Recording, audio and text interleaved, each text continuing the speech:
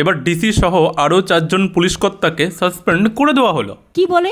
মনে আছে আপনাদের গত 2 তারিখে শুভেন্দু অধিকারীর মনোনয়নপত্র জমা দেওয়ার দিন অমিত শাহ ওখানে উপস্থিত ছিলেন এবং সেখানে তৃণমূলের গুন্ডারা গিয়ে এতটাই গুন্ডাগিরি করেছে যে তার ফলস্বরূপ 4জন পুলিশ অফিসারকে এখন সাসপেন্ড হতে হলো। তো মহা মুশকিল ভাই। আর শুধু সাসপেন্ড করেই না, তাদেরকে ছেড়ে দেওয়া হয়নি, তাদের বিরুদ্ধে বিভাগীয় তদন্ত পর্যন্ত শুরু হয়ে গিয়েছে।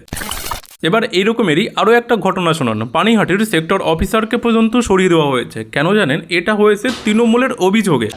কারণ তৃণমূল অভিযোগ করেছিল যে ওই সেক্টর অফিসার নাকি সে বিজেপির হয়ে কাজ করছিল। তো তৃণমূল নির্বাচন কমিশনে নালিশ করেছিল, নির্বাচন কমিশন খতিয়ে দেখে সরিয়ে দিয়েছে। भारी मिस्टेक हो गया सर। আর শুধু সরিয়েই দেয়নি, শোকজ নোটিশও না তার উপরে চিপকে দেওয়া হয়েছে যে আপনার উপরেও কেন বিভাগীয় তদন্ত শুরু হবে না, তার উত্তর দিন। তো এবার এই ঘটনা যদি উল্টো হতো, এটা যদি বিজেপির অবজেকশনে করা হতো, তাহলে সারা দিন মিডিয়াতে দেখতেন যে এটাই চলতো। তো বাস্তব রিয়েলিটি কি জানেন তো, যে এই মুহূর্তে না নির্বাচন কমিশন কারণ নয়, না বিজেপির না তৃণমূলের। তো কোনো অফিসাররা না কারোর হয়ে কোনো কাজ করতে যাবেন না, কোনো নেতাদের না কোনো সুবিধা করতে দিতে যাবেন না, নয়তো নির্বাচন কমিশন এখন কাউকেই দেখছে না, সবাইকেই bye bye tata good bye.